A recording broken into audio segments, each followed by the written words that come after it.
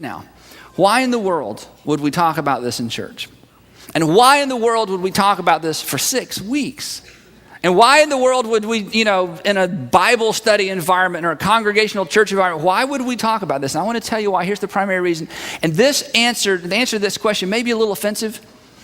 And if you find yourself pushing back against what I'm about to say, that's okay. And it's okay to be upset with me and go home and rant and rave and talk bad about me over lunch. But here's all I ask, is that if this strikes you as, all I'd want you to do is after you've said what you need to say and get through your initial emotion, would you at least tomorrow when things have simmered down, would you at least consider it again? If this is new to you, or if this is offensive to you, or if this seems like I'm mixing two things that should never be mixed, because this may be brand new. For some of you, this is review. For some of you, this is new territory. Here's why we have to talk about the significance of being lost in our personal finances in church. Here's why. Because you cannot wholeheartedly be a follower of Jesus Christ and stay lost financially. It's impossible. You cannot wholeheartedly follow your Savior to say, here I am, here's all of me, whatever you want, I'm yours, I'm submitted, surrendered. You cannot wholeheartedly follow Jesus Christ as your Savior and remain lost financially because he said too much about money. In other words, it's the same as me saying, you can't come in and say, well, I love Jesus. Yes, I do. I love Jesus. How about you? You can't come in and say, I'm a follower of Jesus. But you know what? I can't stand that guy, and I have no desire to forgive him, and I'm never going to reconcile that relationship, and I'm never going to move in that direction. You see, it's the same thing. You can't love Jesus and hate your brother. It's the same thing. To love Jesus is to reconcile with your brother. You can't divorce those two things. In the same way, you cannot be a wholehearted follower of Jesus Christ and remain lost financially because Jesus said so much about money. It's taken like a big percentage of what Jesus taught and said, well, I'm not really going to pay attention to that, but I'm going to follow you. I love you. I'm surrendered. I want you to bless my kids, my business, bless. And, he just said too much of money. In fact, this is amazing. If you took everything that Jesus said about salvation, heaven, and hell and put it all together, he said way more about money than he did about those three things combined. In fact, if you took basically any category of Jesus and lumped all those categories together, he said more about money than he did about anything else combined. This is amazing. Here's one thing he said. Let me read you this verse. This is from Matthew 6:21. This is a huge principle. This isn't an indictment. This isn't it shouldn't be this way. This is just a truth. This is what Jesus said. Where your treasure is, there your heart will be also. Now this isn't an indictment. This isn't something that shouldn't be true. This is like you breathe, birds fly, and where your treasure goes, your heart follows. This is just a principle. And if this principle is true, it means that wherever we're sending our money, our attention follows it. Whatever we're doing and whatever the condition of our personal finances are, there's a reflection of what's happening financially that gets reflected in our hearts because our hearts follows our money. That's why if you buy a stock, you have an emotional interest, an emotional level of interest and an interconnection with that company and with that stock. Suddenly you're interested. You may not even know what the company does. A lot of you bought stock. You have no idea what the company's about. Somebody said, buy the stock, you bought it. What does that company do? I don't know. Hopefully get better, do better. That's all. I don't know. I just hope it goes up. And you have a passion, you have an interest. You know what happened? A little piece of your heart went boop to 3 little letters on your computer. You don't even know what it does. But a little piece of your heart got attached to 3 little letters on a little window on the quotes of your computer. Where your treasure is, your heart goes. So here's the implication. This is why this is important. So Jesus says, look, if your personal finances are out of whack, or if you're lost, you may make plenty of money. But if you're out of whack in this realm, your heart is all mixed in there with it. Now, how in the world are you going to give me your whole heart when your heart is involved in an arena of life that's confused and upside down? It doesn't make any sense and where you're lost. You can't follow me if your personal finances are all out of whack and you have no intention of doing anything about it. Now listen to this verse. We're going to come back to this in a couple weeks. This is Luke 16:13. This is huge. No servant, that'd be us, can serve 2 masters. Okay, I got you. We got that. Either he will hate one and love the other, or he will be devoted to the one and despise the other. Okay, you can't serve 2 people. You can't have one master. But listen to his conclusion. Listen to Jesus. You cannot serve both God and money. Now, if you had given me the verse that said you cannot serve both God and blank, what would you put in the blank? I would have put the devil, or I don't know. You can't serve. What's the opposite of serving God? Jesus says the opposite of serving God, serving money. Well, time out. No, Jesus, let me just say, I know how this works. You see, your heart and your money are linked. And this is amazing. What Jesus teaches is this. The number one competition for your heart that our Savior faces, the number one competition for your heart that our Heavenly Father faces is our stuff. That the number one competitor for our attention and our heart, as far as God is concerned, is not somebody, it's our money and our stuff. And the reason Jesus talks so much about money is he knows it's the number one competitor for our heart, our time, and our attention. And he says, look, if you're going to follow me, then you got to bring that realm along with you. If you're going to follow me, then you can't be lost in that arena. You've got to surrender that arena to me. And so oftentimes it's the last thing we want to surrender. Here it is again. You cannot wholeheartedly follow Jesus Christ and remain lost financially. He said too much about money. Listen to this proverb. This is one of your memory cards. This is pretty powerful. Look at this. It says, the rich rule over the poor, and the borrower is a what? Servant. The borrower is a servant to who? The lender, not God, not your Savior. He's saying, look, as long as you're upside down and lost financially, you can't serve me wholeheartedly because you've committed your servitude to a company, a group, a bank, a mortgage company, lending service. You can't wholeheartedly follow me because you are the servant of someone and you signed yourself into that. So no wonder God says so much about money because, listen, here's the deal.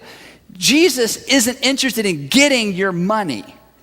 What he's interested in is capturing our hearts.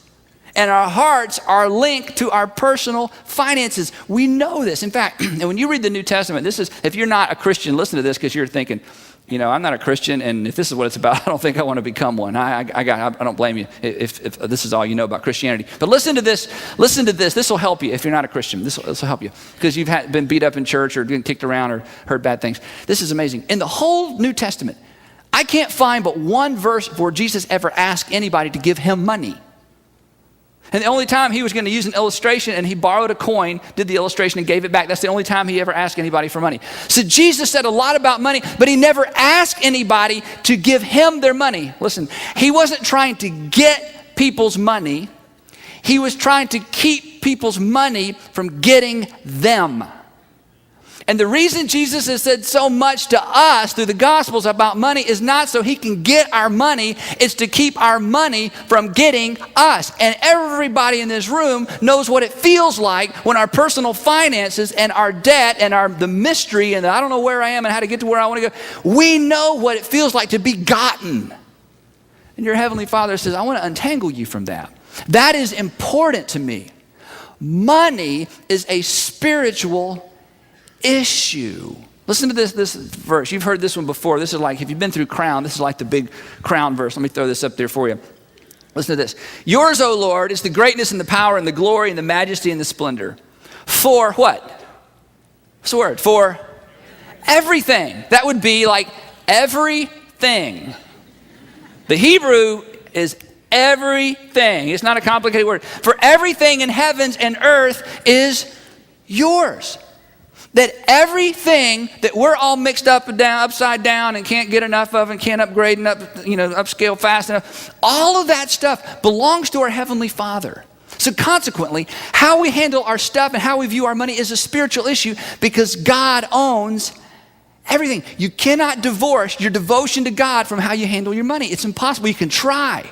But what happens is when you do that, you end up in a situation where you're focused on your stuff and your money, which is so easy to get there. And you're constantly saying, God, pay attention, help me, fix it, change it, upgrade it. I pray the stock goes up, I pray.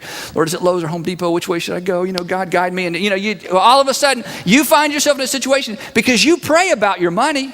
It's not you saying, well, Andy, I love God, and I got it. No, but what happens is this becomes the ruler. We become the servants to our stuff and our money, and we're constantly trying to get God in on our financial deal. Now, let me flip it around and we'll move on. You see, if one day you woke up and you lost everything, let's say you just lost almost everything. Financially, you had a huge, reversal. Wouldn't you pray and say, oh God, help me and bless me and provide for me? And you might even say, God, I just want to surrender everything I have to you. And he'd say, well, you don't have anything anymore. I know, that's why I'm surrendering it to you. Because it's easy now. There isn't anything except a bunch of debt. So I want to take all my debt and the consequences of all my bad decisions and some things that I had no control over, and I'm just going to surrender all of my life to you. God's going, wow, that's a big sacrifice there. Why weren't you willing to do that when things were going good? Well, because things were going good. I wanted you looking this way, and now there's nothing there to work on. I'm coming your way. See, all of us, even if you're not a Christian, you would pray if you lost everything. In other words, you would be saying, God, I want you to get in on the treasure part of my life. So here's the challenge. Why not invite him in now? Why not quit divorcing these two things and pretending like I love Jesus and, I love stuff and I give each their proper time? God says, no, it don't work that way. You can't have two masters. You have one master. You'll either serve me or your stuff. And if you're lost within the realm of your stuff, your heart is lost with it. And it is impossible to be a fully devoted follower of Christ and stay and remain lost in the realm of your personal finances. We're going to look at a parable today. I love this parable. I've taught this parable so many times because it impacted my thinking about money, and I love to tell this story. Jesus got his gang together, and he told this story, and the purpose of the story, we find out at the end, was to help his audience understood how God viewed not just money, how God viewed stuff, how God viewed all of our worldly possessions.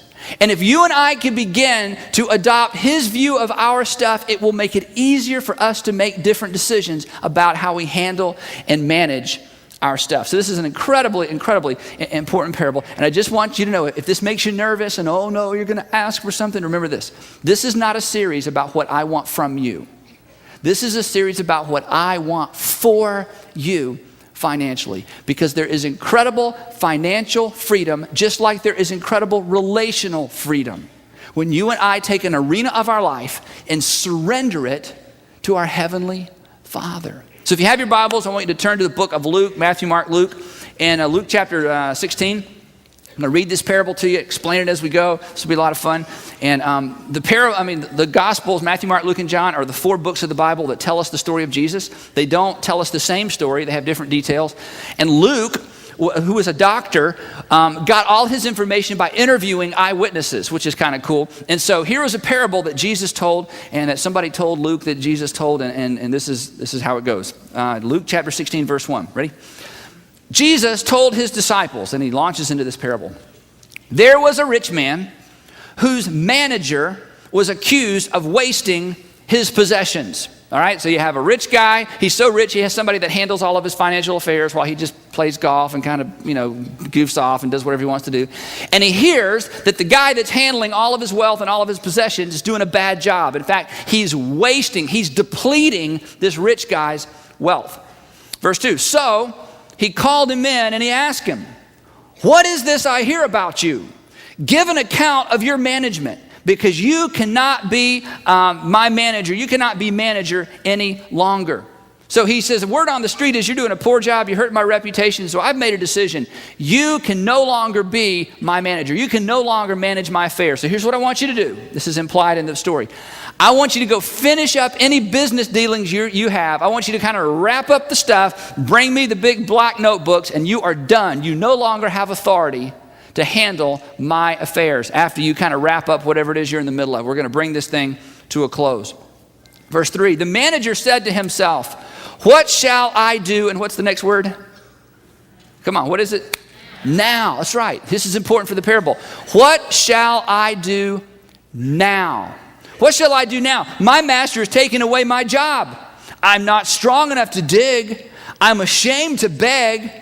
I know what I'll do so that when, another time word, when I lose my job here, people will welcome me into their houses. Now here's what he does, and this is really important for us to understand. He realizes, the money manager, I have a little bit of time. I have a little bit of opportunity. And I need to leverage my time and my opportunity to secure for myself something in the future. Because when I lose my job, I don't want to beg, and I don't want to do manual labor. I've got to have somewhere to go. I've got to have some place to live. I've got to have some friends out there who are going to take me in. So here's the question. How do I use my little bit of time and my little bit of opportunity and leverage it in such a way that I have a secure future? It's an important question. So he comes up with a plan. Verse 5. So he called in each one of his master's debtors, the people that owed his master stuff. And he asked the first one, this is great, how much do you owe my master? Because he still has authority, he's got a little bit of time, a little bit of opportunity. And he says to this guy, how much do you owe my master? Verse 6, 800 gallons of olive oil, he replied. Oh, you owe him 800 gallons of olive oil? Yeah. That's going to take you a long time to repay, yeah. That's what he says. The manager told him, take your bill, sit down, quickly. Why? Because I don't have much time. Sit down quickly and make it 400. And the guy just looks at him like, what? He goes, yep, I know you owe him 800, but I'm kind of running his affairs here.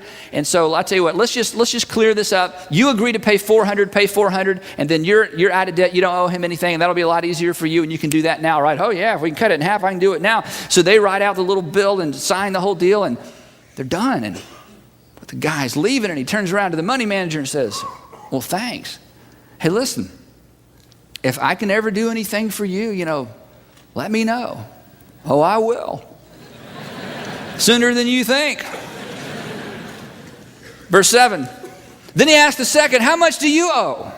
There's a line of these guys. 1,000 bushels of wheat, he replied. 1,000 bushels? That's going to take you a while to pay back, isn't it? Oh, yeah. It's going to take a long time. I'll tell you what. He's told him, take your bill and make it 800. You're kidding. No, let's just, if you can do 800 now, we'll just call this even. 800, well, I can do that. Let's do 800. So they write on the bill 800 and sign it and, close the deal. And boy, the guy's walking out going, hey, listen, thank you. Oh, that's no problem. Hey, listen, if I can ever do anything for you, would you let me know? Oh, yeah, I'll let you know. Thanks. And he goes through all the people that owe his master anything, and it's bargain day, it's deal day. He's negotiating, he's giving people the deal of their life. He's got authority to do that. A little bit of time, a little bit of opportunity. He's leveraging it for his own good. Now, the people standing around Jesus listening to this parable are thinking what some of us are thinking. Man, he really is a bad guy. If whatever the word on the street was, he just confirmed it. He just ripped his master off big time. He's the bad guy. And again, in a parable, when people heard Jesus' parables, they were always sitting there thinking, okay, now somebody in this parable's me. Somebody in this parable's God. Okay, who's who? And Jesus, he was just the master storyteller. And so they're all thinking, boy, I bet, when this guy's master finds out about him ripping him off like that, he'll probably throw him in jail. This guy's in big trouble. But this is Jesus telling the parable, and nothing goes as would be expected. Verse 8, the master commended the dishonest manager because he had acted shrewdly. What? Yeah, Jesus says, and guess what happened? They're on the edge of their seats. He says when the rich guy finds out what his money manager had done, he calls him in. And the guy's thinking, oh, I'm in big trouble. My little bit of time just got shorter, My little bit of opportunity just evaporated. The money manager chuckles, pats him on the back and says, you are one shrewd dude. He says, what? He goes, yeah. You're not mad? Well, I'm mad, but I can't be too mad. Look what you did. You realized you had a little bit of time. You had a little bit of opportunity, and you didn't want to beg. You don't want to dig ditches. That was pretty shrewd. You took advantage of your little time and your little opportunity to ensure that you have someplace to go in the future. And he commended the dishonest money manager. Now, everybody listening to Jesus' parables totally confused now. Because, okay, which one's me? Which one's God? What's the point of this story? We're supposed to be dishonest? Oh, help me. So fortunately, unlike most cases, Jesus actually explains what this parable means, which is always good because nobody really understood most of the time. Listen to what happens. Now, we're out of the parable, and Jesus is just commenting on this parable. Listen to what he says, middle of verse 8. For the people of this world are more shrewd in dealing with their own kind than are the people of the light. This is huge. Jesus is looking at these religious people. These are people that believe there's a heaven, most of them. They believe there's an eternity. They believe that this life is not all there is. And he makes a comment. He says, do you realize The people of this world. The people that think what you see is what you get and this is all there is. The people that think this life is all there is to life. The people that don't think in terms of eternity. The people that don't make decisions in light of heaven. The people that don't really think about the world to come. The people that just think about this world. He said, they're way more shrewd. They are way more shrewd than those of you, he would say to his audience and to us, than those of you that actually believe there's a heaven. Those of you who actually believe there's an eternity. Those of you who actually believe that everybody lives forever somewhere. The people of this world, they're way more shrewd.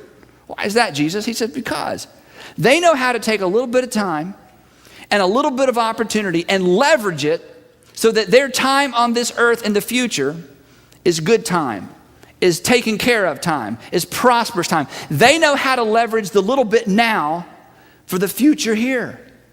He says, but those of you who believe in eternity, those of you that believe that everybody lives forever somewhere, he said, you need to take a lesson. You need to take a page out of their playbook.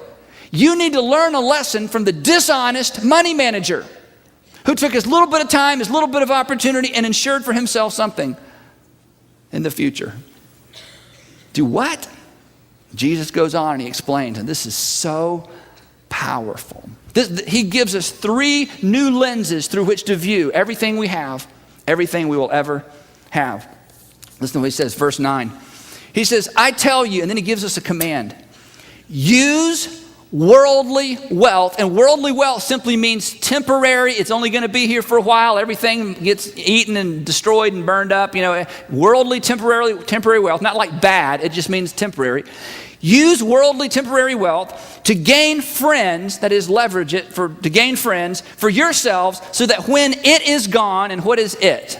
The worldly wealth, good, temporary wealth, so that when it is gone, you will be welcomed into eternal dwellings. Do what? He says, now listen, here I'm telling you how God views your stuff. God sees all of your stuff as a tool. The things you own, your money, everything, he sees it as a tool. And here's what Jesus says. He says, here's what you need to do. You need to figure out how to use your temporary worldly wealth in such a way so that when you die and you enter to whatever's next in eternity, into heaven, then this is what Jesus taught. I can't explain it past this. There will be people there who welcome you because you took temporary worldly wealth and used it in such a way to introduce them to their heavenly Father and to ensure for them a place in eternity. And he says, now here's what I want you to do with your wealth. I want you to figure out how to use it for that.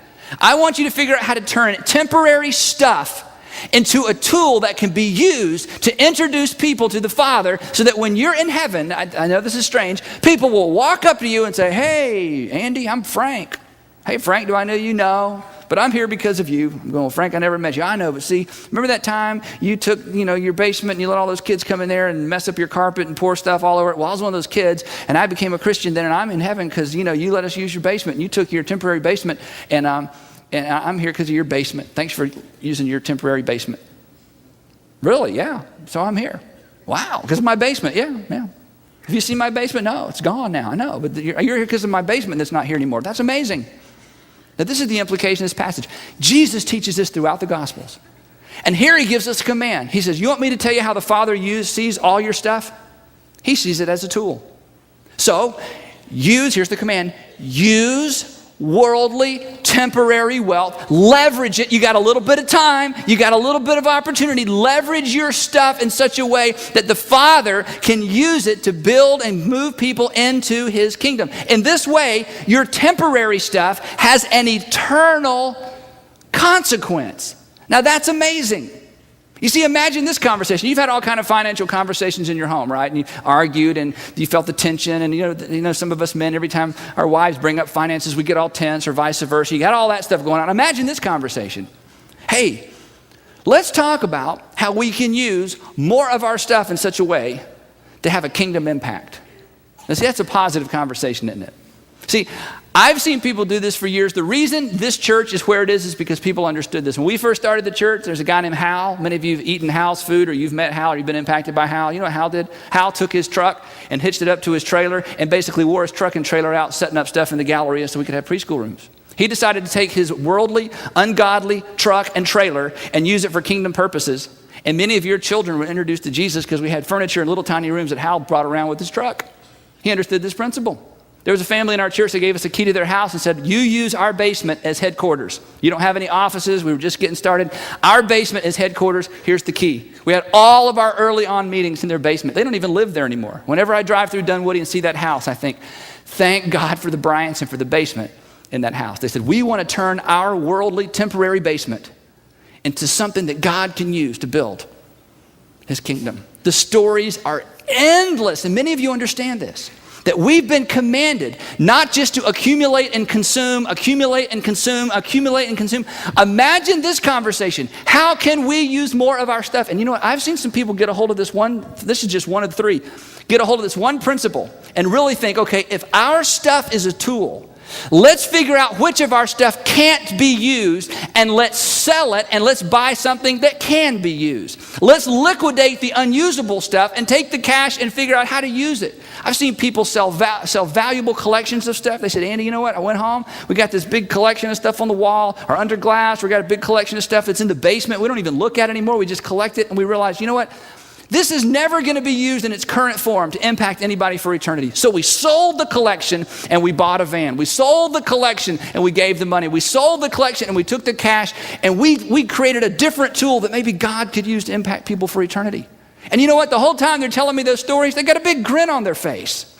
Because I'm telling you what, there is an infusion of joy when you and I begin to see our stuff, our temporary stuff, as a tool that perhaps the Father could use to impact people for eternity. And I guarantee you this, if you're a Christian,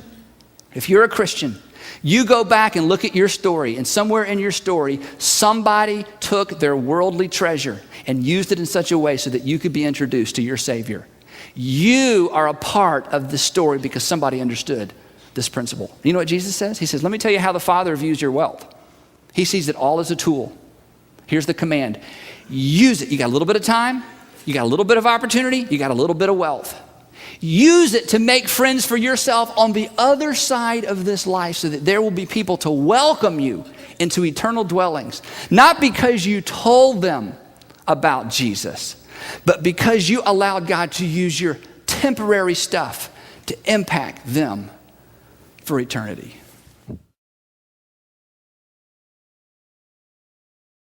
What if we were to say to God today, God, why do I have so much? Why do I have extra? Why do I have more than I need? This question may be the question that turns your entire financial picture and your entire perspective on finances completely upside down and around. And it may be the question God uses to lead you from a place of being lost and confused to a place where your finances make sense for the very first time. This is the right question for us to ask. And as long as we are on the cultural track of why don't I have more and what is it going to take to get more, you are going to constantly bump up against your income in terms of lifestyle. And as long as that is the case, you will create an artificial sense of need.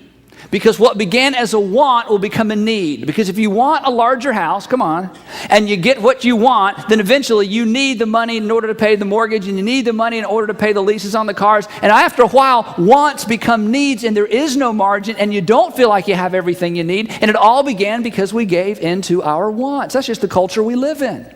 Want leads to an artificial sense of need. And then we find ourselves asking what? Why don't I have more? Why don't I have peace? Why don't I feel free? Why do I always worry about money? Why am I so discontent? And we're all Christians, worrying about this. So here's the better question. Why do you have so much? Why do you have extra? Why do we have more than we need? Now, the interesting thing is, in the Gospels, Jesus answers that question. And it is a powerful, powerful answer given in the form of this incredible parable that just turns everything upside down. But I'm telling you, if you were to even live a week thinking this way, you would begin to see how the implications of this question and Jesus' answer trickles down into every one of your financial decisions. If you have your Bible, I want you to turn with me to the book of Luke. Luke chapter 12, verse 13. Luke chapter 12, verse 13. Luke 12, 13. And you know what? For those of you who say, I'm in my late 40s or 50s or 60s, and I think about this a lot. Because you would say, maybe if you're a Christian, you'd say, I've been blessed. I do have a lot. I do have extra. And Andy, I got to tell you, it's kind of a source of guilt for me. I feel a little bit guilty. In fact, half the time I give just so I don't have this overwhelming sense of, I have so much more than everybody else. Guess what? Today the guilt can go away. Because Jesus answers this question in a way that applies to all of us. This isn't about those who have a whole lot more than others. This is just about all of us who have more than we need. And especially those of us who have allowed lifestyle to chase income to the place where we always feel a need, but a need that we have created because of the way we've handled our money. Okay, listen, this is an incredible story. It starts in Luke chapter 12, verse 13. So skip down a few verses. Luke 12, 13. Jesus is teaching, and somebody interrupts his teaching with a question, and here we go, Luke 12, 13. Someone in the crowd said to him, "Teacher, tell my brother to divide the inheritance with me." So somebody died and left some money, and this guy's not getting his fair share. And Jesus replied, "Man, who appointed me a judge or an arbiter between you?" In other words, this is none of my business. I don't even know why you're asking me this. Verse 15. Then he said to them, that's everybody, "Watch out. Be on your guard against all kinds of greed." To which we want to say, whoa, did you change the subject? I mean, what's this got to do with greed? I mean, here's a guy who's not getting his fair share, and now you're going to talk about greed. And in this parable, Jesus defines greed for us. Let me tell you why this is important. It is hard to see greed in the mirror. Now, I can see greed in your mirror, but it's hard for me to see greed in my mirror. I mean, I can see anger. I can see I'm guilty. I can see I'm jealous. I can see all kinds of problems in my life. It is very, very difficult for any of us to recognize that we're greedy. I have never had a conversation with anybody, and they said, "You know what? I've been struggling. I realize my problem is I'm greedy." Because greedy people say things like, "I'm careful. I'm a good money manager. I'm a saver. I'm all kinds of stuff." But it's very, very difficult to see greed in the mirror. And so Jesus says, okay, you need to watch out because this is such a subtle thing. And there are all kinds of greed. And you need to be on the lookout for it. To which, again, you would respond like I would. You'd say, well, that's true. I've met some greedy people in my life, and I am not one of them. It is almost impossible to recognize greed in the mirror. Then he gives us this huge statement full of amazing implications. A man's life, middle of verse 15, a man's life or a person's life does not consist in the abundance of his possessions. In other words, your life does not equal what you own. And we know that intellectually. But Jesus is pointing to something that drives us emotionally. I guess the best way to describe it is if somebody were to come from a different planet who could not understand our language and just watch us, they may come to the conclusion that us humans, those humans, they must purchase and consume to live. We've watched them. They just make it and spend it, make it and spend it, make it and spend it, make it and spend it, make it and spend it. Apparently, if they stop making it and spend it, they will die. Their life depends on, look at them go. They're just like ants down there from the mall to the shopping center to the mall, the shopping center to the bank, the mall, the shopping center to the bank. Every once in a while, they stop and they put something in this little area right here in their heads, and they go back to spend, say, they would just assume that that gathering stuff and buying stuff must have something to do with our ability to live. And Jesus says, that's not true intellectually. But it's very easy to slip into this mindset that where I feel like my life is simply and the word he uses is the abundance of my possessions. And having laid that on them, he then goes into this amazing parable. Verse 16. Then he told them this parable. The ground of a certain, what kind of man? That's right, we're talking about a rich man. Now, a rich man is somebody who has more than they need. A rich man is somebody who has an abundance. A rich man is somebody who has extra. The ground of a certain rich man produced a good crop, which means there was a rich guy who had a lot of income and assumed certain income from his fields, and then he had a better than expected crop. He had a good crop, not an average crop, a good crop. And this rich man apparently had just enough room in his grain silos and his barns to store an average crop. But lo and behold, he had a problem on his hands. He ended up with extra. He was a guy that had extra that now has extra. He had an abundance. Now he has an abundance of abundance. And he thought to himself, he has a real dilemma on his hands, and our hearts go out to him. Verse 17. He thought to himself, what shall I do? I have no place to store my crops. Oh no, I've got all this extra, and I don't have enough room to store all of my extra for me, the rich guy. Now, here it is. As you listen to the story, and the people in Jesus' audience listen to the story, they thought what some of you think when you hear this. You think, well, if you don't have room for it, perhaps you should look around. Perhaps you should think of some other people. But it's hard to see greed in the mirror. We can see greed in his mirror. He can't see it in his own. Because he assumed about his possessions what I assume about mine and you assume about yours. That when I have extra, it's for me. When you have extra, it's for you. And my lifestyle's chasing my income and I have extra. Catch it. I have extra. Catch it. I have extra. Catch it. Because if I have extra, obviously, it's for me. And now my basement's full. We need a bigger basement. Maybe we can get some mini storage units or a mini warehouse to store all of my extra. My house is full. I have too much. What am I to do? So again, our hearts go out to this rich guy who's got so much he can't store it all. So anyway, he sits down and he comes up with a plan, which is probably why he was so wealthy. He was a good thinker. He thought to himself, what shall I do? Verse 18. Then he said, this is what I'll do. I will tear down my barns and build bigger ones, and there I will store my grain and my goods. Good plan. Way to go. I mean, this guy ought to write a book. I mean, he needs to be on the front of a magazine. I mean, this is the kind of guy we need to emulate. He was wealthy and he got wealthier. Isn't that the goal? He was wealthy and he got wealthier. Isn't that the dream? Isn't that who you want to be? Isn't that what we're chasing? Isn't that who we want to learn from?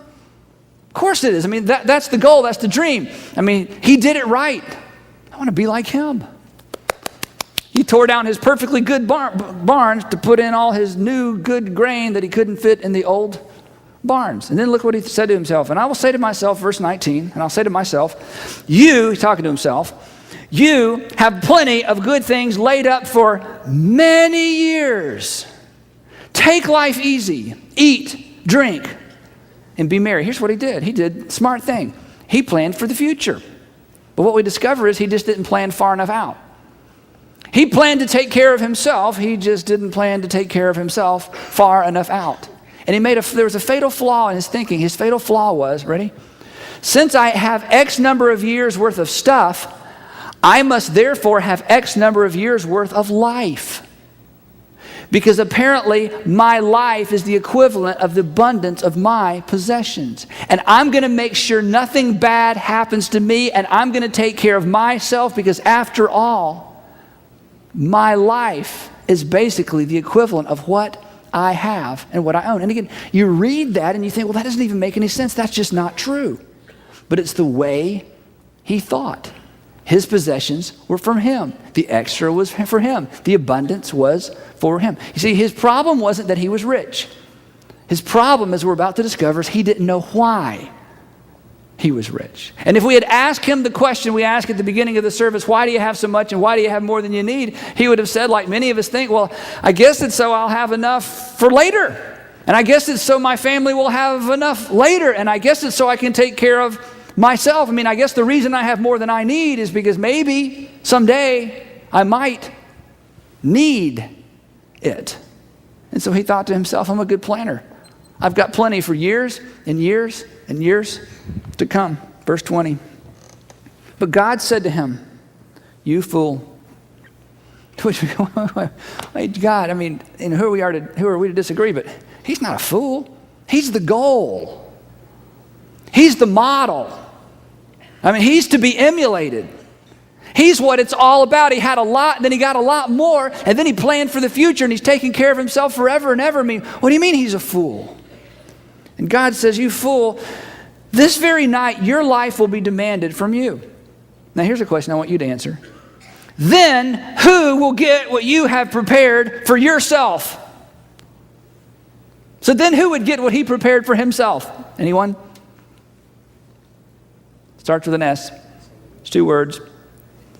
Somebody else. Exactly. So now who's going to get all the stuff that you prepared for yourself? Somebody else. Guess what? Somebody else is going to get everything you owned, not because you were generous, but because you're dead. Somebody else is going to get everything you stored up, not because you thought of them, not because you made a decision, not because you were generous. And somebody's going to get everything else that you stored up simply because you died. You see, oh wise farmer, just as you had no control over the prosperity of your crop, because you do not control the weather, you do not control the locust, you do not control the wind. In the same way, you have no control over the years that are given to you. And you made two wrong assumptions. You assumed that you were the source of all your extra, and you assumed your extra was for you. And then you made the fatal flaw of thinking that somehow an abundance of stuff equated to abundance of years. And he was wrong on all three accounts. And then listen to the moral of the story. Verse 21. This, and we're going to come back to the word this in a minute because it's so important. This is how it will be for anyone who stores up things for himself, but is not rich toward God. He says, now look, the point of the parable, the moral of the story is this, that what happened to this guy, we're going to come back to that in a minute, is going to happen to everybody and anyone who simply stores up things for themselves, nothing wrong with that, I guess, but is not rich towards God. And later on in verse 33 in the same chapter, Jesus defines for us what it means to be rich towards God. And to be rich towards God, you can look it up later if you don't believe me, to be rich towards God means you give what you don't need to those who are in need. That's when you're blessed with more than you need, it's to be shared with those in need. Jesus defines that for us. And then later in the New Testament, the Apostle Paul models for us taking money and putting it into places of ministry to further the gospel all over the world. And to be rich towards God is to take what we don't need because we have extra and to put it into those things that most interest our Heavenly Father, the needs of others and the furtherance of the gospel all over the world. And Jesus draws this conclusion. He says, you know what the guy's problem was? It's not that he was rich. It's not that he had extra. It's that he didn't know why. He thought it was for him. And he missed an opportunity to be rich towards God. Well, today's guests have done things the wrong way and have done things the right way. And I'm very, very excited about you hearing their story.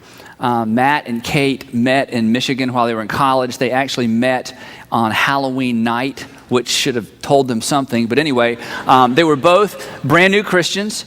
And so there was a lot they were learning and unsure of when it came to Christian relationships and values. But one thing they were for sure about, and that was they were meant for each other. They dated for a couple of years, got married, and then 5 years ago moved to Atlanta. We'll tell you more about that in just a minute. But they have agreed to come and share their story, which you will enjoy and be challenged by. So would you please welcome Matt and Kate Tishon.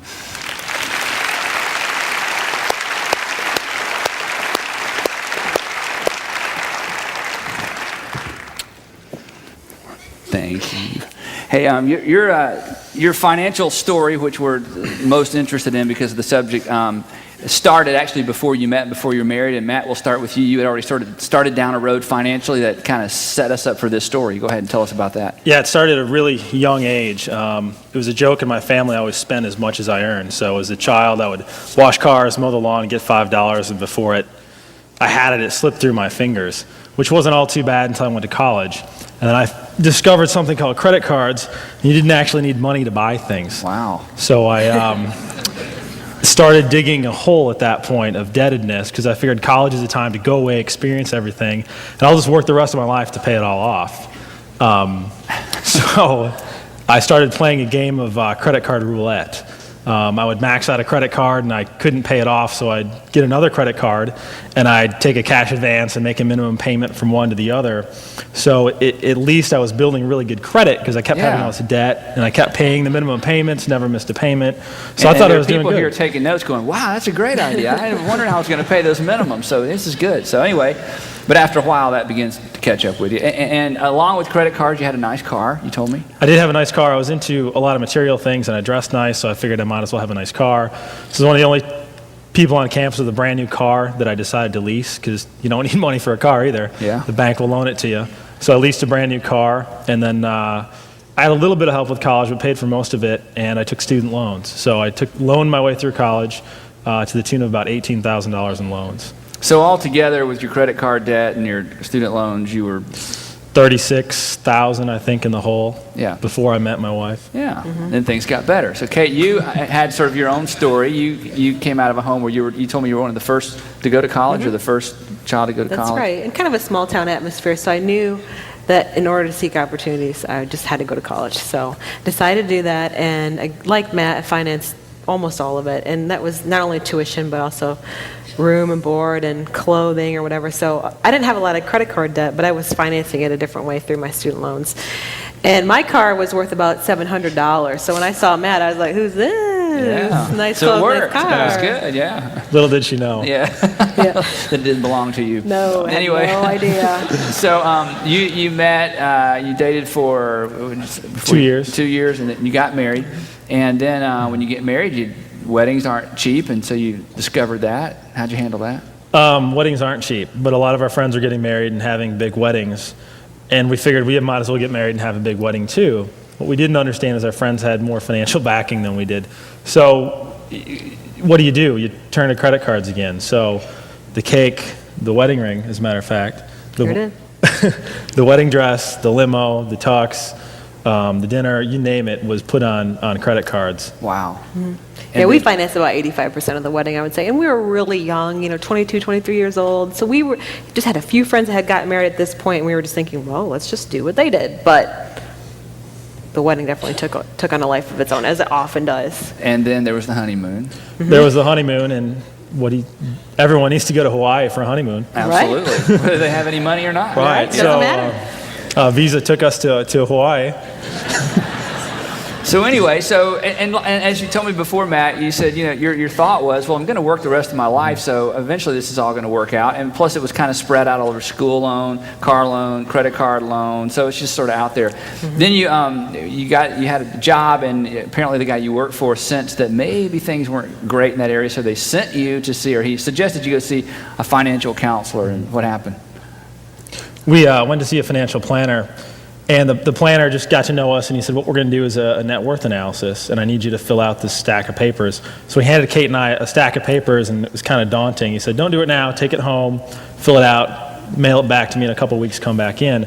So we're filling out this financial paperwork, and there was all these sheets about all the assets we had, and we just quickly breezed through that because we had none. And there was, in the back, there was all the liabilities. We wrote down all our credit card debt, all our student loans, our cars. We didn't have a house at the time. We're just renting an apartment, so that wasn't a factor. And we put that all together and mailed it back to him. And then? And then he called us in, and the look on his face was not a very good one. Now, were you yeah. worried at this point?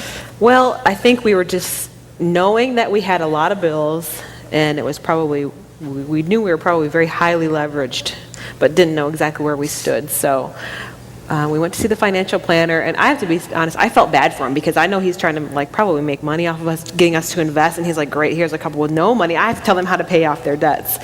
But he really did. He basically gave us the advice of, we had several credit cards that we were paying on. Before we skip over that, so what, if you don't mind, Yeah. so how bad was it?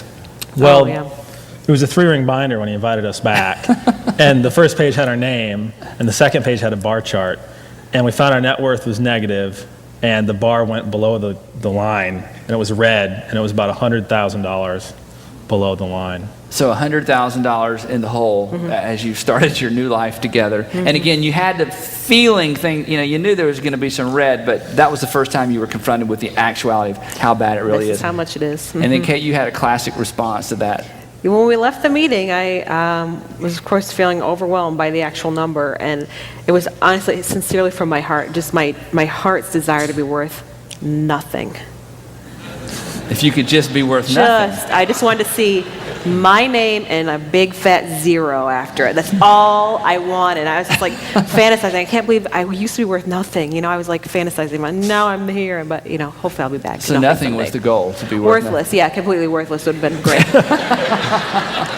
It was interesting to hear my wife telling me how much she wanted to be worthless. Okay. Now, the True. planner gave you some advice, though. What did he suggest? He did. He suggested in order to build some momentum and gain some positive feelings about this debt is we should take the smallest debt and pay that off first.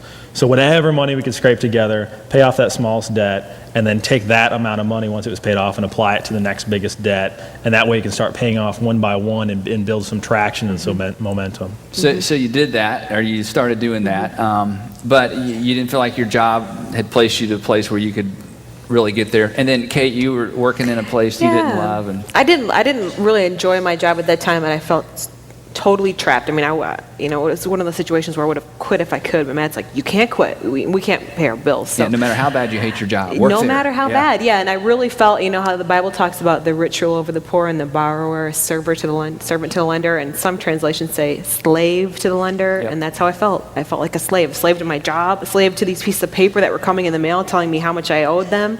It just all seemed so intangible and just so far out there, because as we looked around, we didn't feel like we had anything to show for all of this debt. Right. We bought, some basic things. We took a honeymoon, but as we looked around, how did we get here? Where So did it you go? didn't feel like it was an extravagant lifestyle, but you had this extravagant debt, and, That's right. and not a great plan for paying it off. So then, Matt, you got aggressive and said, okay, we're going to at least, while we're trying to pay down debt, I can increase income. So you did a national job search, which you were both from Michigan. Mm-hmm. So the idea of leaving Michigan wasn't exciting, but hey, it's time to do something. So you got on the internet, and what happened? I got on the internet and I told Kate, she doesn't like her job and she feels trapped, and she was coming home in tears about how much she didn't like it. The consulting company I was working at was so small and they were spiraling kind of down. So I said, in order to pay off the debt, let's just go where the money's at. And if we open up to a national job search, that'll open up some possibilities. So Kate's like, I'll move anywhere. I just want to be worth nothing. So let's go where the money's at. So I tried really diligently for 3 months to do a job search, searching the internet, calling recruiters, and the thing I was looking for was just unavailable in the marketplace, and it just was not available, and I was losing faith, and it actually turned into frustration, a little bit of anger. I remember getting on my knees at the edge of my bed and getting mad at God and just saying, I can't believe we're in this situation, although I knew why I was, and I just said, I can't do this. I give up. I'm done looking for a job. If this is something you want us to happen, you're going to have to come through and do it for us. Wow. Now, had you ever prayed like that before? No. This was like, turn it all over. Just raw emotion. Wow. I figured if he created me with that emotion, he could know how to He could handle it. handle it. Yeah. So what happened? So 2 days later, out of a whim, I just felt compelled to go to the internet, and I typed in a couple keywords, and lo and behold, the job posting popped up in Atlanta, Georgia. So I called the recruiter, and through an extensive interview process, I ended up landing a job here in Atlanta. Once again, there's this downturn, and then Yes. this unfortunate word popped up on your radar screen. I had never heard the word tithe before. I didn't know what it was. Yeah, so I played this game where I'd open the Bible. If you ever done this, you open the Bible and see what scripture it falls open to and say, God, talk to me today. It's not a good idea. It's really not. But anyway, you did it, and that's okay. I did it. It's all right. And I opened the Bible and it fell open to a passage about tithing. And I was like, this can't be for me. I have no money and I'm Yeah. broke and my wife's unemployed. She doesn't have a job. I don't understand.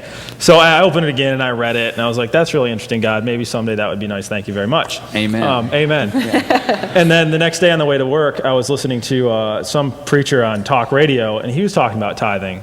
And I was like, oh. And I changed the station. And then the next day at home, a TV and an evangelical kind of, TV big personality was talking about tithing. And at that point, I just looked to God and said, okay, you've hit me 3 times in like 3 or 4 days. It's obvious you want me to make a change in what I'm doing. And Kate, your response was? Well, I was pretty open to it because we had done everything else, right? Yeah. And it had gotten us nowhere, and we were Right. almost even feeling like we were sliding backwards. So I thought, gee, if God's got something to say about money, who knew? We might as well see what he has to say and then do it. And it was an interesting and also very strange thought, thinking about tithing off of my unemployment check, which is what we had decided to So do. you're going to tithe off your salary and your unemployment check. And they, you Like receive 10%. Like you were just going to go, you weren't going to like with 1 and 2. You were we just just going to go. jumped gonna in. do Jumped it. in. Yeah, and we wanted to tithe off the gross, so we looked at the net of the unemployment check and kind of backtracked to think, okay, well, they took these taxes out and then this, so it was probably about this amount. So that was a really bizarre thing that I felt like No, we were I got to doing, make but- sure they understand this, because this was amazing. You took your unemployment check and estimated what it would have been had they not taken taxes out, and then tithed on that. Yeah. That's Yep. amazing. We felt like that's This what we is had, all or you know. nothing. Yeah, we felt like this is what God was calling us to do. And I got to admit, the night that we decided to do it, I remember I cried and cried and just laid in bed and cried because I thought, 10%? Yeah. How is this possible? Right. There's no way. We are barely staying afloat, and I don't have a job. Right. But I just knew, this is what God wanted us to do. And so you were disciplined and you stuck with it. At the same time, you're tithing and things went along and went along and went along. And the way this story ends is really amazing because you got pregnant, but you're still working. And tell us about how indebtedness and having your son all came together. Yeah, we actually took Crown in the process too. Between after Starting Point, we took Crown Financial Ministries, which was wonderful because the church tells you what to do with that 10%, but Right. we were really unsure about the 90%. Right. And taught us a lot about having a cash reserve and budgeting, and then also, wills and things like that. Just things a young couple like we had never thought of before. Wow. It was really a paradigm shift because before we're looking at, I can't give up 10% of my money. Well, first of all, we thought it was ours. We didn't realize it was all God's. And we're like, I can't give up 10%. And Crown Financial Ministries really took us through a paradigm shift and said, we started focusing on, I get to keep 90%, and that's what I get to manage. Wow. So throughout that whole thing, you're being disciplined, you're tithing, you went through Crown, you figured out how to manage the rest of it. And so all of this is kind of coming to a head, and then That's right. find out that you're pregnant. Yeah, found out that I was pregnant, and we were so excited because it was really right on schedule with what we were planning to do financially, and God just blessed us so much, not only with a son, but with paying off all of our debt. It was just important to me to have the option to stay home and not work if I choose to do so. Right, as long as you had the debt, that wasn't really a Yeah, possibility. because we were already living off Matt's income, so it was just an important option for us to have. And about 2 or 3 months before our son was born, we wrote that final check. Wow, tell us about that day. Yeah. Yeah.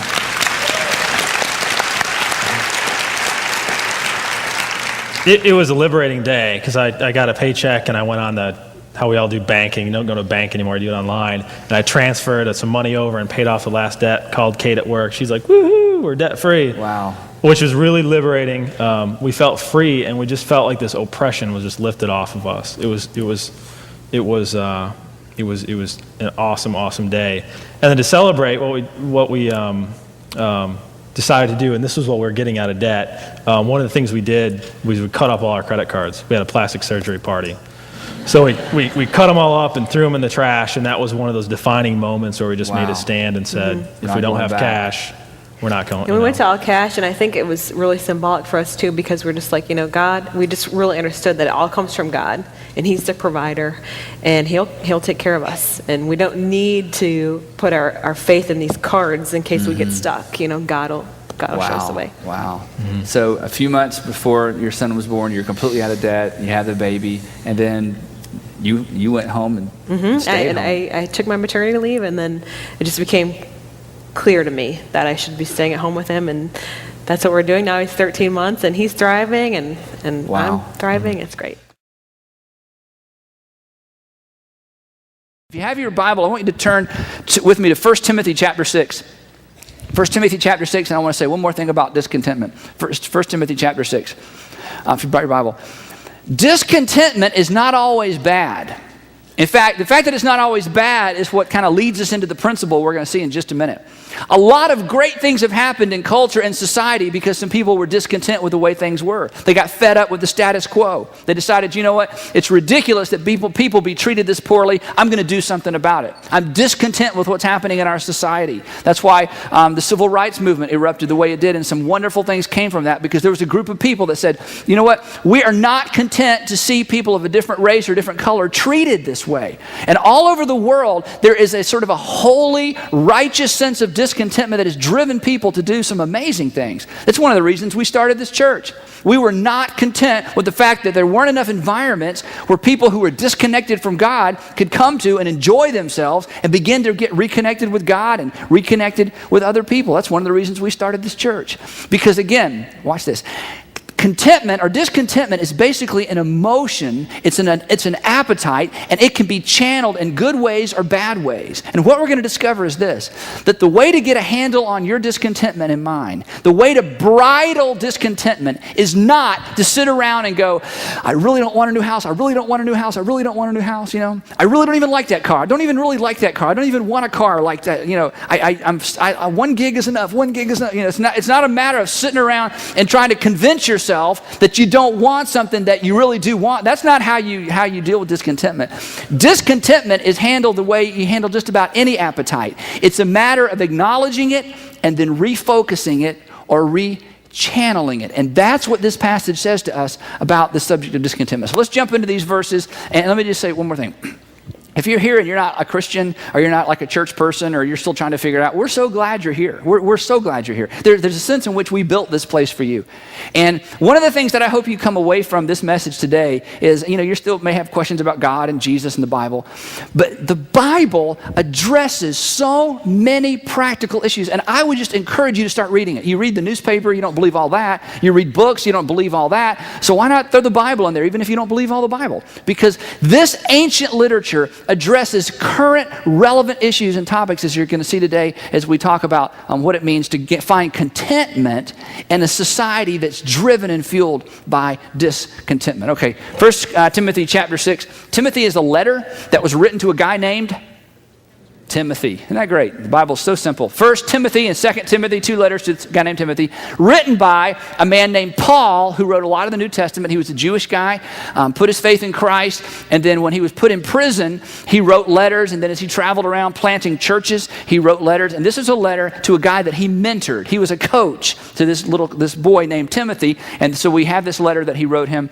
in the first century. So here we go. 1 Timothy chapter 6, we're going to start with verse 6. Here's what he says.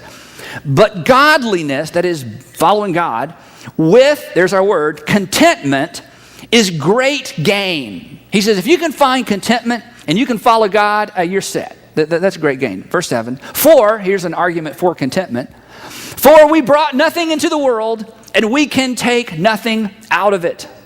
Now there's something no one can argue with, and there's something we all know. And yet we have a tendency to live our lives as if somehow our life depended on what we owned and what we purchased. In fact, we talked about that a few weeks ago. So Paul says to Timothy, okay, let's go back to basics. You didn't bring anything with you. You're not going to take anything with you. So it ought to be pretty easy to be content with very little since you started with nothing. If you have anything, you have more than you started with. And when you leave, you're going to leave it behind anyway. So contentment should be pretty easy to find. Verse 8, here's how he applies it. But if we have, talking about him and his crew, Paul and the guys that traveled with, but if we have food and clothing, we will be content with that. To which I'm tempted to say, but I'm not. I don't want to just have enough food for the day, and I don't want to just have what I have on. I want more than that. Paul says, well, we've come to the conclusion that he didn't have anything coming into the world, not going to take anything out. So we've gotten to the place where we are content with simply what we have now to eat and the clothes on our back. Now, when you hear that, you know intuitively there's some truth there. That somehow I ought to be able to get to a place where if I have enough to eat and I have enough to wear and my family has enough to eat and my family has enough to wear, then I should be done. That should be enough. That anything beyond that is just, just do it. I just can't. Why would I need more than that? But there's something in me and something in most of you probably that is not satisfied with that, that's not content with that. And so these next few verses are for me, and these next few verses are for you. So he goes on, fortunately. Verse 9, people, that is other than he and his crew, people who want to get rich, and that little phrase, get rich, could be translated, who want to live richly. That is, people who want more than they need. People who want to get ahead. People who want to amass more than they need. People who want more than they can eat in a day. More places than they can live in a day. More clothes than they can wear in a day. People who want more than they basically need. Here's what he says about them. Fall into temptation and a trap and into many foolish and harmful desires that plunge men into ruin and destruction. It's encouraging, isn't it? Here's what he's saying, and before you push back, this is true. He's saying, look, okay, For those of you who aren't content with the food that you have to eat today and the clothes on your back today, you need to know that you're set up for some very specialized temptations. That you're set up to fall into some temptations that people in third world countries can't even be tempted by, can't even fall into. That if you have more than you need, you are set up to fall into some very, very specific temptations. And you know what? I don't need to illustrate that for you because many of you know people, are related to people who their money ruined them. Or because they had so much, they borrowed more. Because they had so much, they lived on 110% of their income. The more they got, the more they spent, and they found themselves in incredible trouble because they had more than they needed. If you have more than you need, there are temptations and sins you can fall into that you could not fall into if you didn't have more than you need. That's what he's saying. He's saying, okay, for those of you who want to live richly, you need to know, beware. He calls for some very specific measures to keep yourself from falling into the temptation that only rich people can fall into. Verse 10, explanation, for the love of money, that is, prioritizing the pursuit of money ahead of other things. That's what it means to love money. Prioritizing the pursuit of money ahead of things that you shouldn't pursue instead of. In other words, prioritizing the pursuit of money over other values, your ethics, your morality, your family, making it the ultimate and chief pursuit, that's what it means to love money, is a root of all kinds of evil. You know what? Some of you could raise your hand and say, you know what? The pursuit of money is what ripped my home apart. My wife got on her career track and she just went off. And, we haven't seen her. And finally, the family dissolved because she was just on this career path. Or my husband, he was so committed and in love with his work and progress, and more. He just left us behind. Our family was destroyed because of the pursuit of money. Maybe you have friends or maybe you know people who are in jail. They had all the money they needed, but they wanted more. The pursuit of money. He said it leads to all kinds of evil. Some people, eager for money, have wandered from the what? What's the word? Faith. Now, this is huge. He says you need to know. If you have more than you need, you have the potential to walk away from your Christianity because of money. That if you have more than you need, you are set up and you would be tempted to walk away from your faith because of your pursuit of wealth. I know people who've done that. I bet you have too. In fact, some of you are back from having wandered off because of the pursuit of wealth, because God either took the wealth away to bring you back, or you finally ran into a brick wall out there somewhere and went, this isn't going anywhere.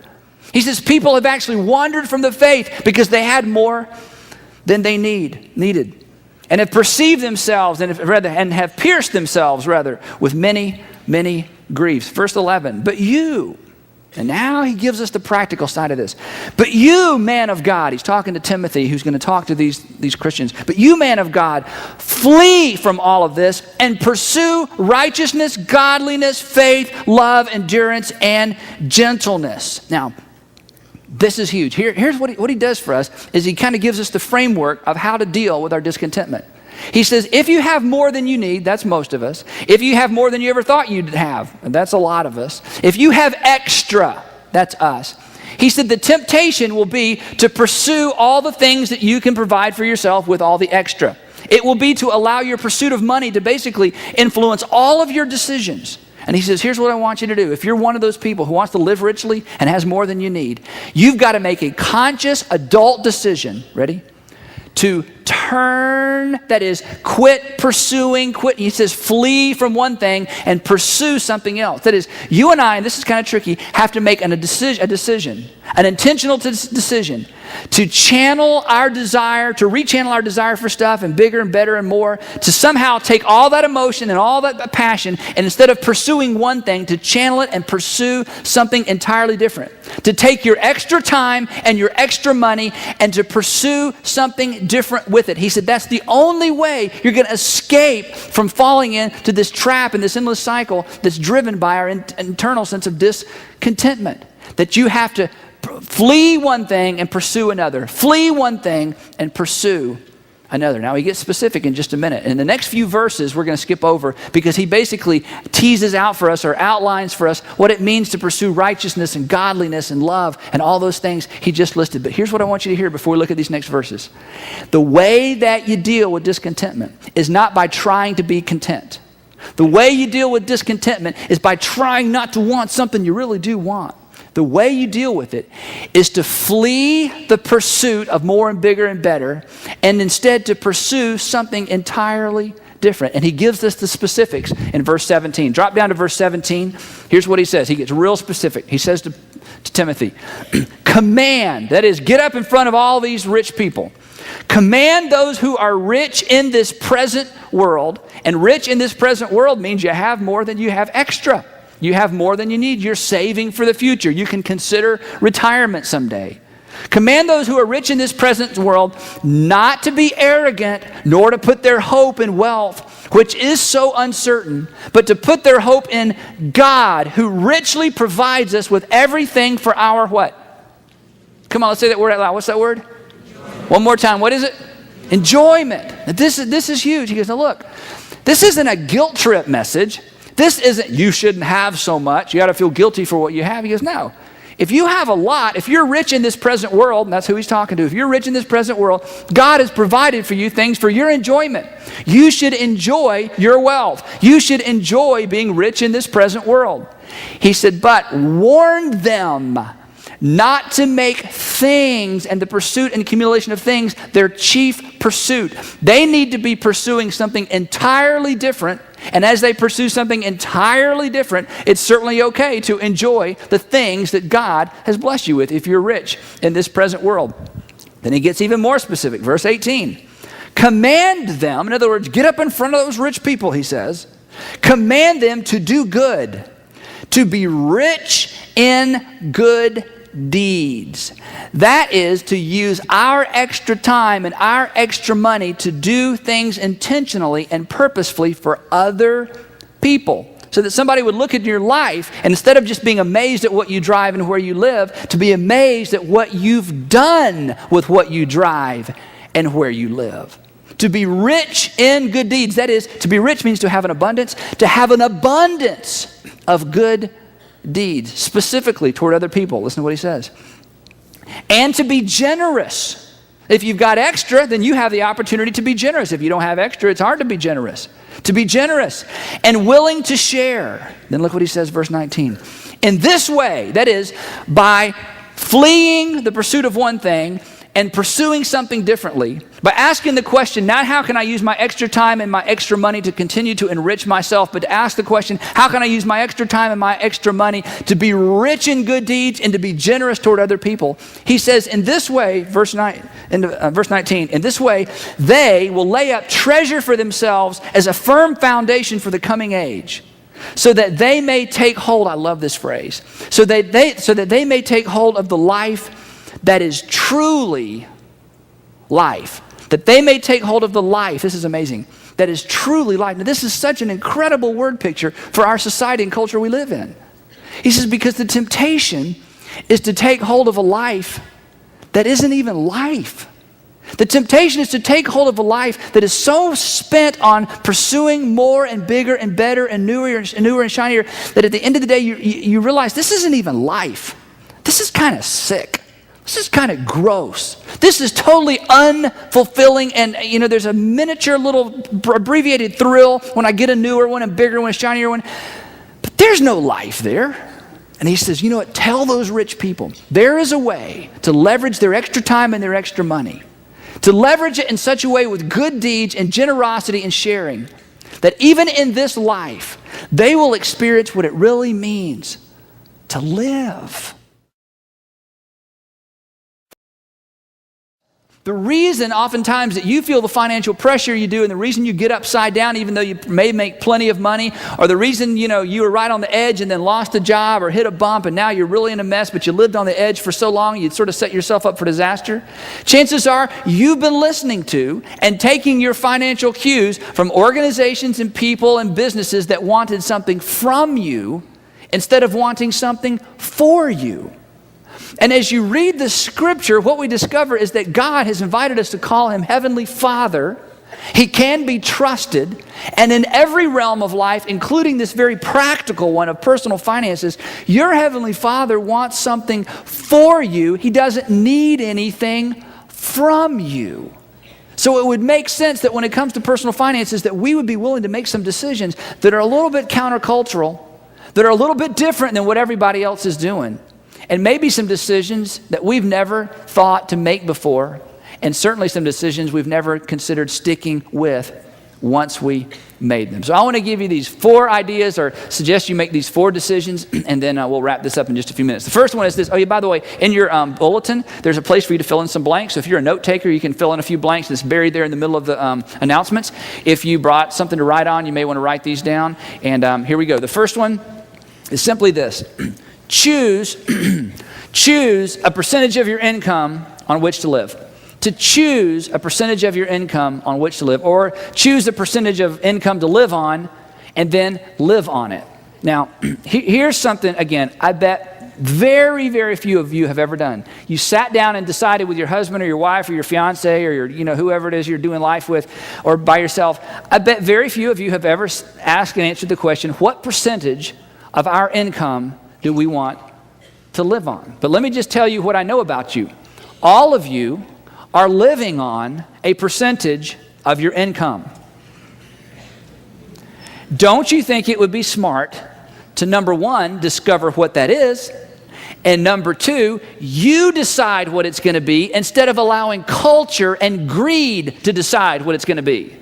If you don't choose the percentage of your income you live on, you will live on some percentage, and chances are you'll squeeze 100%, and eventually you'll go past 100%. And you'll live on 102 or 3% of your annual income, and then you won't know it. You'll feel the pressure, you'll miss the margin, you'll miss the piece. You won't know it because you never knew where you were, and you never decided where you wanted to live and where you wanted to stay. You need to make the decision to pick the percentage of your income you want to live on instead of allowing culture, bad habits, and greed to drive you to an unhealthy percentage on which to live. I have this little phrase that I say to myself sometimes when I'm tempted to make a bad financial decision, especially when it comes to purchasing. I say to myself, and I say it different ways, but sort of the main way I say it is, it's more fun to choose what I will not own than to own what I cannot afford. It's way more fun to choose what I will not afford than to own something choose something that I will not afford than to own something I cannot afford. In other words, it's more fun to drive by your really cool car and say to myself, I could drive that. I chose not to. That's way more fun than to be driving around in a really cool car I can't really afford. The joy just goes away really quick, especially after the leather smell goes away, okay? Right? It is way more fun. So here's what happens. When you choose, pardon my throat, when you choose the percentage of your income that you're going to live on, what you're saying is, I'm choosing ahead of time not to do some things, not to upgrade some things, not to move, not to lease. I'm choosing ahead of time. And I can look at everybody else's wonderful, nice stuff and say, you know what, I could, but I chose not to. Because I chose to take my lifestyle and drop it down on purpose below my income. I've chosen a percentage to live on. And the difference, or the gap between lifestyle and income, you know what you call that? Peace. It's peace. The difference between here's where I live and here's where I could live, you call that peace. You call that margin. You call that the ability to be generous. You call that the ability to save. You call that the ability to breathe and to choose. You owe it to yourself. At least discover the percentage you're living on. Now, the government has made it easy for you. They've guaranteed you won't live on 100% of it actually. Because they went ahead and took 20 or 30% for you, right? Then you add up all the rest of your taxes. So the government said, we don't really want you to live on 100%, so we're going to take a chunk of it. Now you live on the rest. So you need to at least go home and figure out, take out taxes or take out giving and saving. You can figure it any way you want. You owe it to yourself to know the percentage of your income you're living on. But I would urge you to do the wise thing. Do the thing that very, very few people ever do. Choose a percentage and then stick with it. Choose a percentage and stick with it. And when you do, you'll have margin and you'll have peace. Now, the great thing about that system is this. As your income goes up, your lifestyle can track with it. But instead of tracking with it here, you track with it here. When your income goes down, your lifestyle can go down. But guess what the beauty of this is? Ready? If this is your lifestyle, this is your income. As they're tracking together, if you have margin, if you've made a decision about percentage, if your income decreases, it doesn't necessarily affect your lifestyle because you have made a wise preemptive decision. Choose a percentage of your income to live on. When I used to do a lot of premarital counseling, which I don't do anymore, but I used to love to talk to couples as they were starting out, I used to beg and plead with them on this issue. I'd say, look, you will never live more inexpensively than you're about to live. Once you start a marriage, it's as cheap as it'll ever be. Every year it gets more expensive. You add kids, it gets more expensive. This is as good as it's going to get. So I dare you to pick a percentage of your income to live on and stick with it. Go low. Go 50%. They'd look at me. I'd say, whoa, don't panic. It just means you have to move further out and drive something the rest of your friends aren't going to drive. But you know what? As God blesses you financially, and as you increase in your career, your lifestyle is going to track. But I dare you to go low now. I said, you'll never regret it. I've never talked to a couple who said, you know what our problem is in our marriage? We don't spend enough money. If I could just get him to spend more, if I could get her to shop more, but I'm telling you, I can't get her out of the house. She'd never go to the mall. I put catalogs in front of her. I tempt her. She won't. I talk to her, help her. We're having trouble, I said, honey, get a new car. He said, I'm not getting. I said, honey, we need another car. See, it never happens that way, right?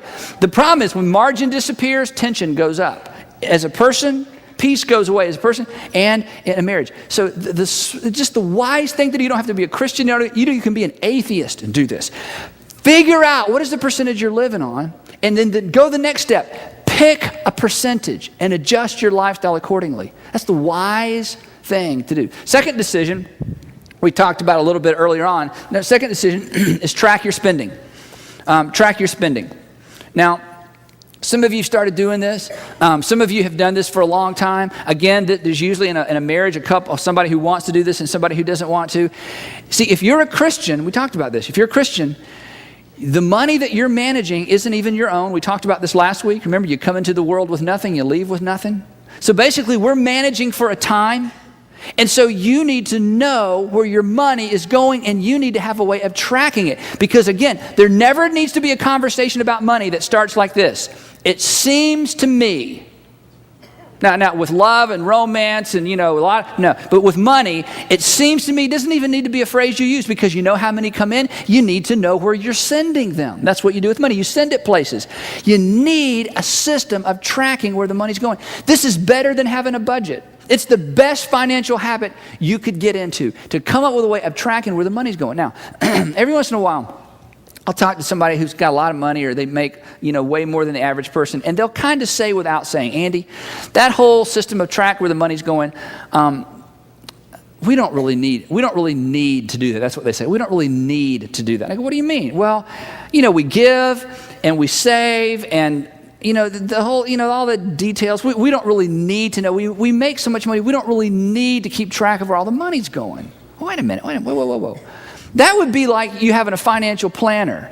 And you go to the financial planner and you say, look, I need a report. I need to know how my investments are doing. I need to know where you've placed my money.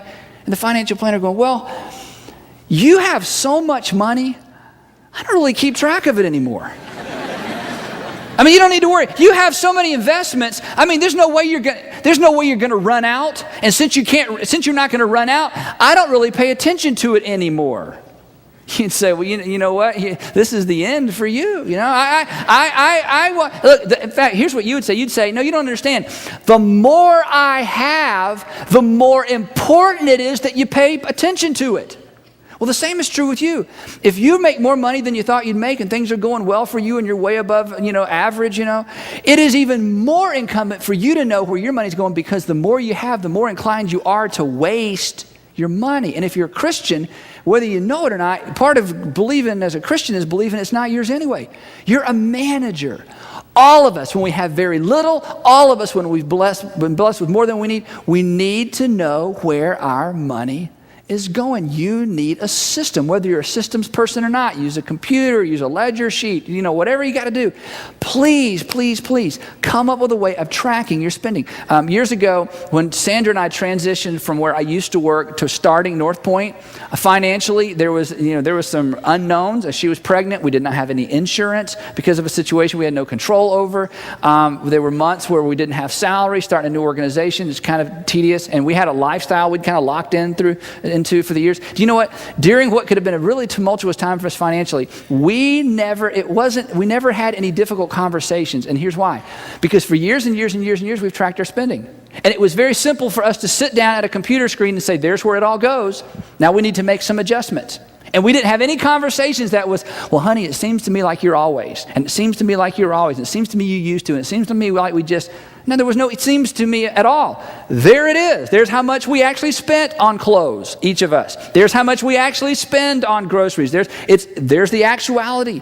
And during that time when we had to make some adjustments, the adjustments weren't necessarily easy, but the process was easy because you know what? We knew where our money was actually going, not where we thought it was going. You need a system to track your spending. It's the wise thing to do. You will never, ever regret it. Can you even imagine having a conversation with somebody that said, I wish I'd never started tracking where my money's going? Oh, that was the biggest mistake we ever made. Of course not. But you can think back to some situations that might have been more easily remedied if you had known where it was going all along. Third decision, get rid of dumb debt. Get rid of dumb debt. This is a phrase I got from Dave Ramsey. I love that phrase, dumb debt. By dumb debt, I'm not talking about your mortgage. You know, you could argue back and forth about whether you need to have a mortgage. Hey, if you want to get rid of your mortgage, go for it, but I'm not talking about mortgage. I'm not talking about business debt. I can't speak with any authority to business debt. I'm talking about credit card debt, school loan debt, car notes, things where you owe money on things that aren't even worth what you owe on them anymore. Dumb debt, debt that just causes you to feel the pressure like you're making a payment to somebody you don't know on things you don't even use anymore, don't even know where they are anymore, meals and clothes that you're about to trade in, stuff, furniture, anything where you owe somebody money on an asset that's not appreciating, get rid of that debt. In fact, the scripture speaks directly to this, and the couple that we interviewed a few weeks ago, the Tashans, they quoted this verse from Proverbs 22:7. Here's what it says. The rich, remember she quoted it from memory. This is kind of like her life verse. Remember that? She wanted to be worth nothing. The rich rule over the poor, and the borrower is servant to the lender. You know what? You don't want to spend another day of your life being a servant to a company, an organization doesn't even know your name. When you call them up and tell them your name, do you know what that means to them? Nothing. What do they ask for? Can I have your account number? Do you know what that means? You're a number. Every day of your life, you feel weight and financial pressure personally. And do you know what they feel towards you personally? Nothing. They don't even know your name. I'm sorry, I need an account number. Let me, you're an account number. You're just somebody else on a ledger sheet. You're just another source of income from an organization that wants something from you. They don't want anything for you. Why would you continue to be a servant to organizations like that? Can you think of one good reason? No. You just made some bad, unwise decisions. It's time to change that. It's time to buckle down and have for the next year, you know what, by the end of the year, we're out.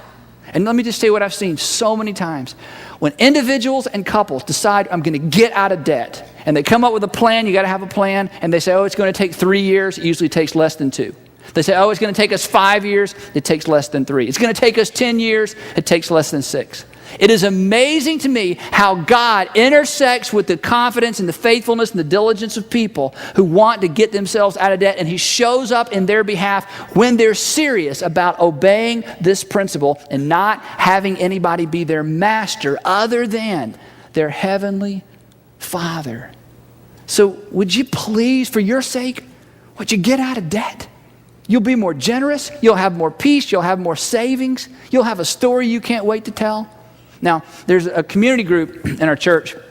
They sent me an email. In fact, I've gotten the best emails and letters from this series. I wasn't sure how this was going to be received, and I got some negative feedback. Andy, you're doing this financial series during the Dare You to Move thing, and there's a long story as to why we did it during this time. It had nothing to do with Dare You to Move, and I'll tell you that story sometime why it got slotted here. But I'm glad it did. I think it turned out to be the right slot. But I got this great email from this small group, and they made a decision to do something the week before we started this series. Let me read this to you. This is kind of cool. Our small group, now you talk about small group, this is like the Marine small group. Our small group recently decided to put all of our credit card debt on the board. They got a board or of some sort, or basically went public, and everybody in the group decided, okay, we're going to confess and fess up to our community group how much credit card debt we have. And everybody went around and started doing that. To keep our group accountable, we have each set percentage reduction targets over the next 12 months with the plan to be credit-free and debt-free by this time next year. And when we do, the financial freedom to serve God's purposes will be so liberating. The ironic part is that 7 days later, 7 days after they made this decision, the Lost series began. Coincidence? We think not. Now, you know what? Let me tell you what. That is so smart, because when you go public with your debt, and I know what you think. Well, that's nobody's business. Well, let me just share something with you, okay? I'm just a little insight, okay? Because this is pretty deep, so you may want to write this down. You'd be amazed at the complexity of this insight about how it's nobody else's business. First of all, somebody already knows, and you're a number to them. Somebody already knows your debt, and you're a number. They could care less. They hope you never pay it off, okay? In fact, they'll give you more, okay? So why in the world would you want to be public about your debt with somebody who could care less and be private with a group of people who love you? Go explain that. Let me tell you something else about it. It's nobody else's business. It was so private to begin with, that's how you got in the mess you're in, right? Because if you'd gone to some trusted friends and said, I'm thinking about spending such and such, I'm thinking about borrowing such and such, they would have said, oh, that's a bad idea. And the reason you didn't go public with it is because it was nobody's business and you got yourself in trouble. So go public. Accountability is a powerful, powerful thing. I'm telling you, the community group that did this, those people are going to get out of debt because it's not a private decision. It's a public decision within the realm of some people they trust. And you know what? A year from now when they're out of debt, will they be happier or sadder? They will be happier. They will have been a little bit embarrassed that first day they came and put it up on the board. And, everybody in the group's going, or else everybody in the group's going, that ain't nothing. Wait till it's my turn. Okay? You see my point? You know what they've done? They have, because this is what you need to know about our church. That's why we do small groups. Because in here you make private decisions, in small groups you go public. And see, they're going to be better off because they've made one of the best decisions they can make financially. They're getting out of debt. Now, come on. I can't do anything other than plead with you. Would you please dump your dumb debt? Come on. You got to change some habits, do some things differently. For your sake, your marriage's sake, your future marriage's sake, for your kids' sake, for the future generation. Break the habit of being accountable to people to whom you're just a number. And open yourself up to people who love you, who know your name, who would walk with you and partner with you on getting things right financially. That's the third one. The last one is, number 4, is to arrange your personal finances to where you can give first, save second, and live on the rest. Give first, save second, live on the rest. Give first, save second, live on the rest. What I mean by that is this. When you get paid, that the first check you write is to give away. The second check you write is to yourself to save, and then you decide you're going to live on the rest. You cannot go broke following that advice unless there's some extreme circumstance. Do you know what happens? When you decide to give first, and I'm talking about percentage giving to organizations you trust and love and to help the poor and to further God's kingdom. When you decide I'm going to give first, what you're saying is others first, others first, others first. That's the attitude and that's the perspective that God honors because that's what God is like. God said, I'm going to send my son into the world to die for the sins of mankind. Why would you send your son? Because in this moment, I'm going to place them ahead of myself. That's what God does. That's what the whole scripture is about. Do unto others as you would have them do unto others first. When you make a decision to give a percentage of your income away off the top, and it's the first money the first check you write and the first thing you do with your money, you align yourself with God's values, and giving is an invitation for God to get involved in the realm of your personal finances. And when you give generously first, it does two things. This is so powerful. It breaks the power of greed in your life. And secondly, it bridles your discontentment. We talked about that last week. That generous giving breaks the power of greed. It bridles your discontentment. And when you get in the habit of I'm going to give first, I'm going to save second, I'm going to live on the rest, you have properly ordered your financial world. We live in a culture that says spend first. If there's anything left over, try to save it. And I wish I could have given more, but I didn't have any money. And all we're saying is turn it around. You give first. You save second, you live on the rest.